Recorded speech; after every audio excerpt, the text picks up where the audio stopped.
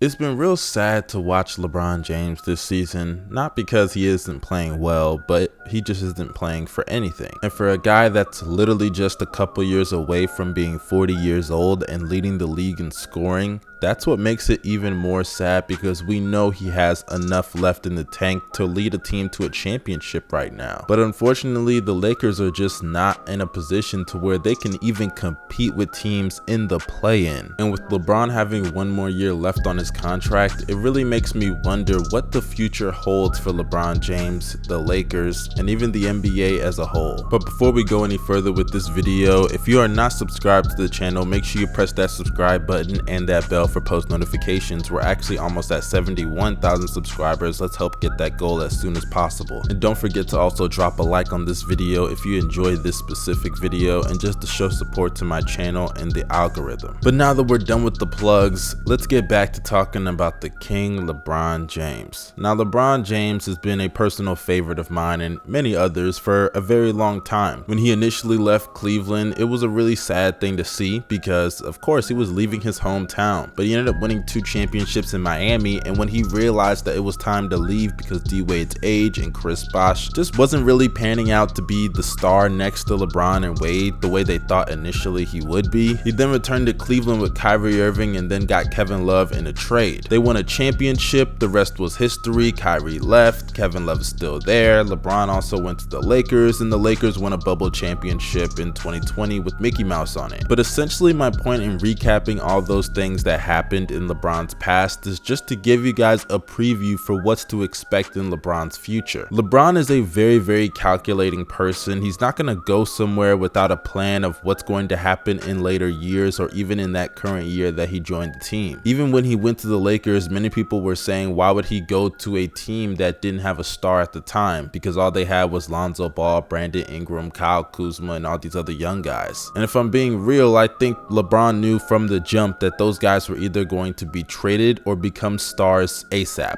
And obviously when they didn't become stars ASAP, LeBron moved on from them and got his sidekick Anthony Davis to help win a championship in the bubble. And to their credit, they had one of the most all-time great performances in the playoffs, LeBron and Anthony Davis on both sides of the ball. And we're not just talking great performances, we're talking about performances that were at an all-time level on both ends of the ball, one being from arguably the best player in the NBA in LeBron, and another being in a top 5 to 10 player in Anthony Davis. Everything seemed fine for the Lakers' future after that, and hell, I even made a video about them potentially having a dynasty on their hands after their additions in the offseason of guys like Dennis Schroeder, Wesley Matthews, Marc Gasol, and a couple other players. But clearly, I was wrong, because the Lakers failed miserably that year, primarily due to injuries from LeBron James and Anthony Davis that came back to bite them come postseason time. And because they lost in the first round to the Suns and Anthony Davis is injury prone, LeBron James is getting up there in age and he just racked up another injury on his body that caused him to miss a good chunk of the season, the Lakers just panicked. They felt like they needed to add star power instead of adding players that fit around LeBron and Anthony Davis to complement them, and they went after Russell Westbrook. Now, I am well aware that LeBron and Anthony Davis suggested Russell Westbrook to be traded to the team. So in some capacity, LeBron does have some type of blame in this situation for wanting to play with a guy like Russell Westbrook when he should have been fully aware that these problems were going to come. But he is not the GM. He is not the owner of the team. He does not have the final say.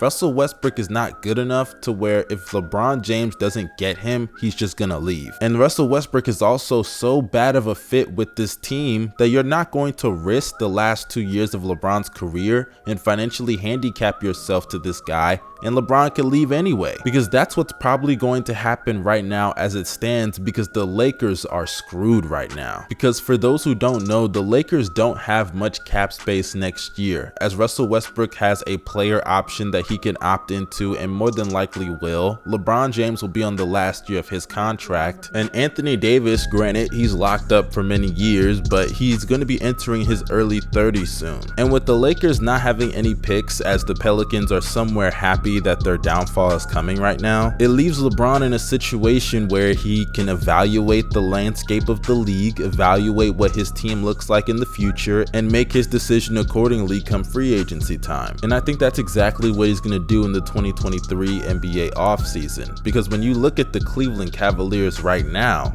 I ain't gonna lie, that's a team that he could easily just slide back in, and every single box that needs to be checked on LeBron James' list in order to fulfill his needs, it's going to be checked. I mean, the bro don't gotta do Space Jam no more, so the Hollywood stuff I don't really think is that important. And as far as the things on the court, let's be real, Cleveland is a perfect situation right now. They just drafted Evan Mobley with the 2nd overall pick this past draft class, and he's easily the best defender in this draft class, playing it at an amazing level, not just an average level, but a borderline elite level. He's one of the best defenders in the league at his position. Then you throw in Jared Allen, who's one of the best rim protectors in the league, just made the All-Star team this year, and I think he has loads of potential to continue to be one of the best centers in the NBA. And then you throw in a guy like Darius Garland, who can easily create that LeBron Kyrie type of vibe together in Cleveland. DG is a great spot-up shooter. He can handle the ball, create his own shot on the perimeter. He's great in the pick and roll, can find the lob threat. He's a nice playmaker, passer. He can do everything you want out of a point guard outside of playing defense, because he's not bad,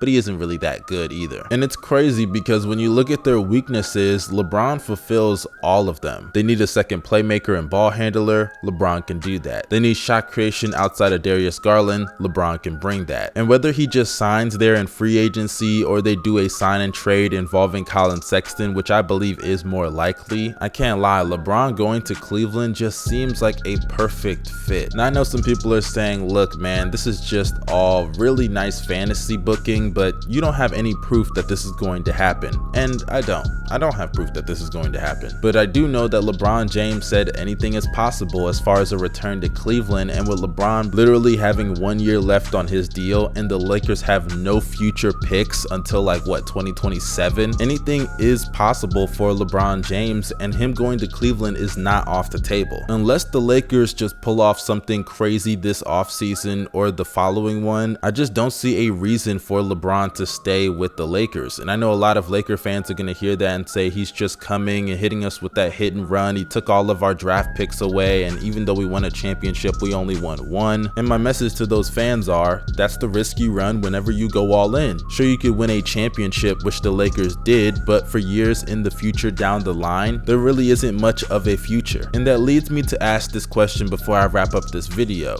Would you ever go all in for a championship, or at least just the chance of a championship, even if you knew in order for you to even have that chance, you had to risk your entire future and give it to the other team that you're getting those players for? We're seeing it right now with the Clippers, and the result is to be determined. And right now with the Lakers, though they won a championship, some people think it was the wrong decision. So you guys let me know what you think about the Lakers situation and LeBron James' future down below in the comment section. I would love to know what you guys think. Make sure you follow me on social media. The links for my socials are down below in the description box. This is your boy Young Mustard signing out. Y'all stay safe and have a blessed day.